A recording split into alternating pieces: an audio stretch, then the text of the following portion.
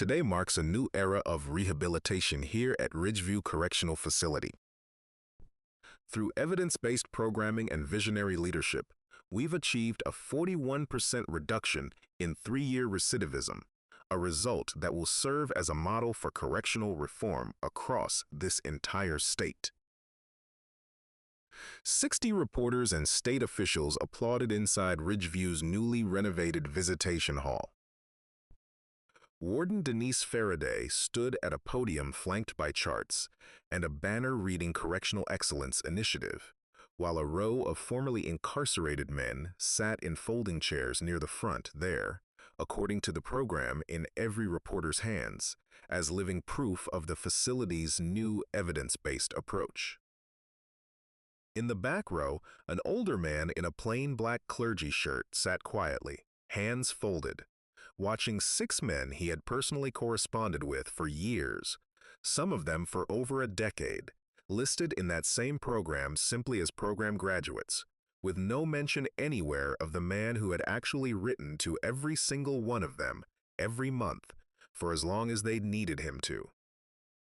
What none of the officials standing at that podium fully understood, what even Warden Faraday herself hadn't grasped when she built her entire recidivism narrative around 18 months of new clinical programming, was that the actual foundation of Ridgeview's success had been built over 22 years by a chaplain the facility had quietly pushed out for, in the language of his own termination letter, maintaining relationships with incarcerated individuals that exceeded appropriate professional boundaries. My name is Silas Kendrick. I'm 58 years old. For most of my adult life, I believed one simple thing. A man does not stop being worth showing up for just because a system has decided he's finished being counted as valuable. I still believe that. I just learned, standing in the back of a renovated visitation hall I used to know every corner of, that an institution can quietly erase 22 years of relationship from its own official record and call what's left over a breakthrough. I was ordained at 26 and spent the first 6 years of my ministry as an associate pastor at a small Methodist congregation outside Dayton before accepting a position as staff chaplain at Ridgeview Correctional Facility, a medium-security state prison housing just under 1,400 men. I want to be honest about why I took that position. My own younger brother, Marcus, had served 4 years at a different facility in his 20s, and I'd watched, visiting him every month I could manage, how much a single person's consistent, unglamorous attention could matter to a man the rest of the world had stopped bothering to write to. I want to tell you about one visit in particular, because I think it explains everything about why I ended up doing this work for 22 years. Marcus was 18 months into his sentence, and I drove 4 hours each way to see him for a single hour behind glass, the way I did nearly every month that whole stretch. He told me, that particular visit, that a man 2 bunks down from him had received exactly 1 letter in 3 years, and had started keeping it folded in his boot, rereading it so often the creases had worn through. Marcus said it plainly, without asking me for anything. Some of these guys would trade almost anything they've got left just to know somebody out there still thinks about them on a random Tuesday. I drove home that night and started writing to 3 men at Marcus's facility I'd never met, simply because I understood suddenly and completely exactly what my brother had actually been describing. I spent 22 years at Ridgeview building what I never thought of as a program, because it never needed a name to work. I ran a weekly restorative dialogue circle. I corresponded personally with any man who wanted a regular letter from someone on the outside, sometimes 40 or 50 active correspondences at once, handwritten, because I believed, and still believe, that a man rebuilding his sense of worth needs to see actual human handwriting, not a form letter. I sat with families during the hardest visits. I stayed in touch with men after release, informally, for as long as they wanted me to, sometimes years, helping several of them find their footing during the brutal first months, when a criminal record closes more doors than most people on the outside ever have to notice. Psychologists who study desistance from crime, the process by which a person gradually stops offending, call what I was doing relational anchoring, the specific evidence-supported finding that sustained, consistent relationships with at least one trusted outside figure are among the strongest predictors of successful reentry, considerably stronger, in most longitudinal studies, than any single structured program a person completes while still incarcerated. Let me take you back to where this actually started, because a single press conference only makes sense once you understand the 18 months that came before it. Warden Denise Faraday arrived at Ridgeview 2 years before that press conference, brought in by the State Department of Corrections, specifically to modernize the facility's programming around what the department's new strategic plan called evidence-based measurable outcomes. She was not unkind in our early meetings, and I want to be fair to her throughout this. She was, if anything, genuinely committed to reducing recidivism, trained in a considerably more clinical, data-driven tradition than my own pastoral one, and skeptical from her very first week of a chaplaincy program that kept no formal outcome metrics and operated largely on what she once described to me as anecdotal faith in relationship. I remember our first real conversation about my program, sitting in her office 8 months into her tenure, a stack of my monthly correspondence logs on the desk between us, logs I kept faithfully but never in a format any state auditor would recognize as data. "Reverend Kendrick," she said, "I don't doubt the good you believe you're doing here. But I need to be able to show the department a measurable outcome for every dollar and every hour this facility spends. And right now, your program produces warm feelings and no defensible statistics.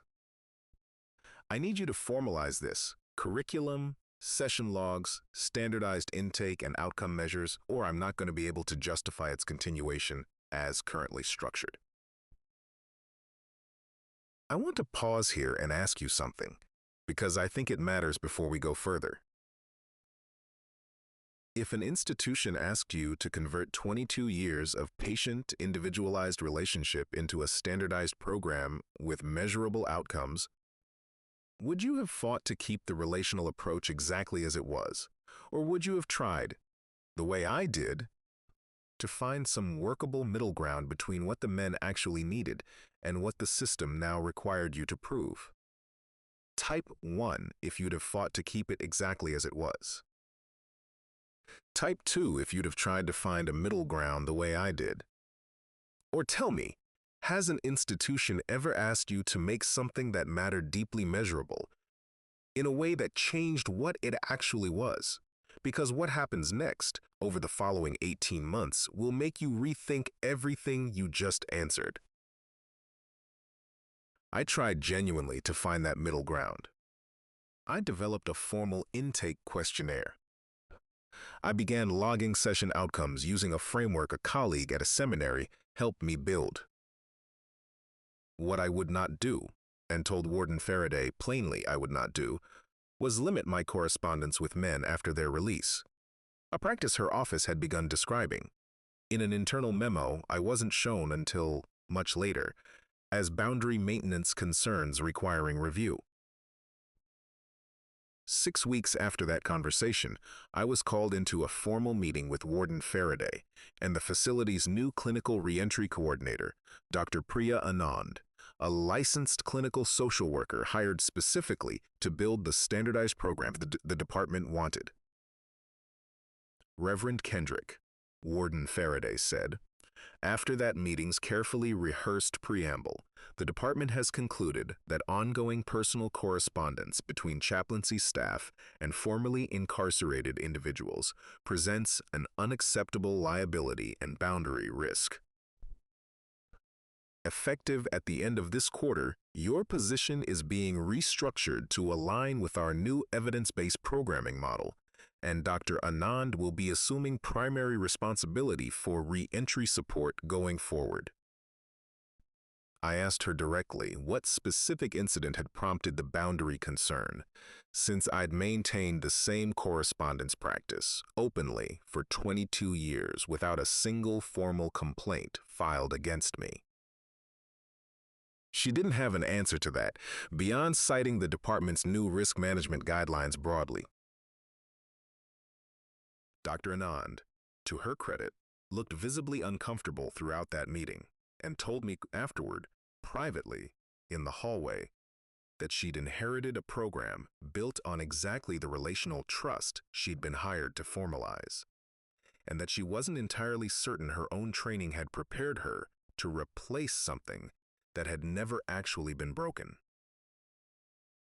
I drove that evening to see Monsignor August Reyes, 83 years old, the priest who had mentored me during my own early ministry decades earlier, now retired and living in a small rectory outside Dayton.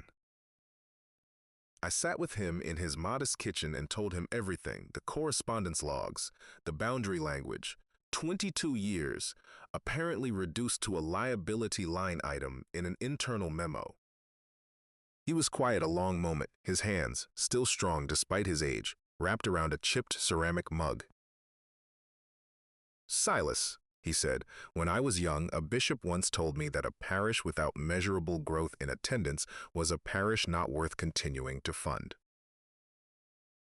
I spent 2 years trying to make my own ministry legible to a spreadsheet before I understood something important. Some kinds of care were never meant to be legible that way. That doesn't mean the care isn't real or isn't working. It means you're being asked to prove something using a tool that was never built to measure it. You keep writing those letters, Silas, whether or not this facility spreadsheet has a column for what a letter actually does for a man who stopped believing anyone remembers his name." Psychology note.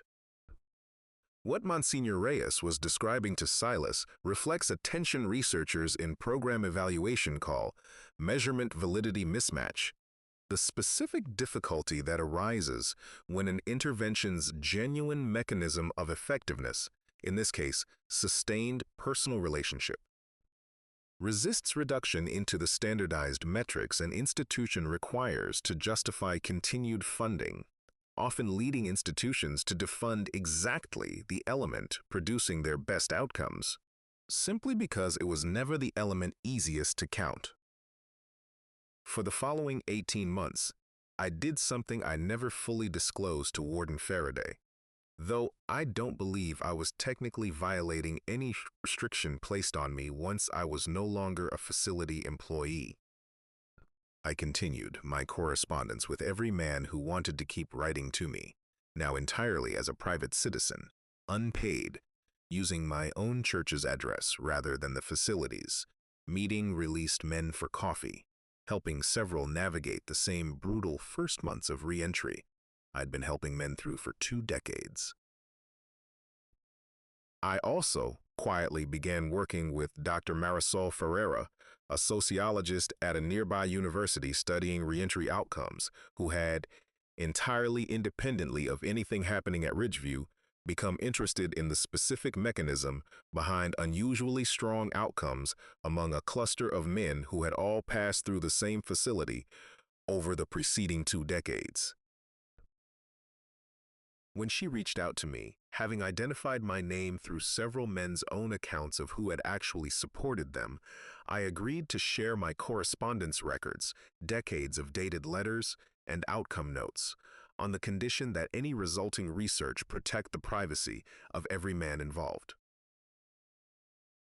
What Dr. Ferreira's analysis eventually confirmed, over those 18 months of careful work, was that of the men Warden Faraday's office would eventually credit to the new Correctional Excellence Initiative's 41% recidivism reduction. The overwhelming majority had originally been connected into Ridgeview's support network specifically through my 2 decades of relational chaplaincy work. Men who had, in many cases, gone on to become the peer mentors and family liaisons. The new clinical program now relied on structurally, without the new program's own documentation ever tracing that lineage back to where it had actually started. I want to tell you about the day I received the invitation to that press conference, because I almost didn't attend at all. A former Ridgeview inmate named Terrence Boyd, whom I'd corresponded with for 11 years since he was 23 years old and newly incarcerated, called me 2 days before, his voice tight with something between excitement and unease. "Reverend Kendrick," he said, "they asked 6 of us to sit up front at this press conference thing as like success stories." I said yes, because I wanted to support the guys still inside. "But Reverend, they're telling this whole story like some new program did all this, and I keep thinking about 11 years of letters sitting in a box in my closet that this program had nothing to do with." Here's a question worth sitting with for a moment. If an institution genuinely believes its new methods are working and points to real measurable outcomes as proof, but those outcomes were actually built by an entirely different uncredited effort years earlier, is the institution lying or simply mistaken about its own history in a way that happens to be extremely convenient?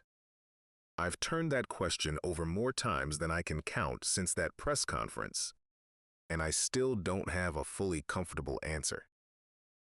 I attended quietly, sitting in the back row exactly where I'd stood or sat through countless facility events over 22 years. I didn't plan to say anything. I want you to understand that because I think it says something true about who I actually am. I intended simply to witness, to see the men I'd corresponded with for years being publicly honored, and to let whatever credit the institution wanted to claim for itself remain quietly, uncontested one more time.